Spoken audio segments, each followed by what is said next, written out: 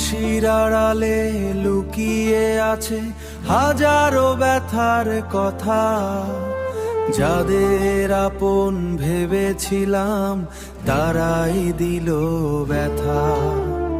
স্বপ্ন নিয়ে চলেছিলাম অনেক দূরের পথে, আজকে আমি একলা বসে হারিয়ে গেছি ব্যথাতে। আমার জীবনের কাহিনী কেউ বুঝলো না, চোখের জলের ভাষা কেউ শুনলো না। পকেটে টাকা না থাকলে কেউ আপন হয় না, প্রিয় মানুষটাও একদিন আর খোঁজ রাখে না।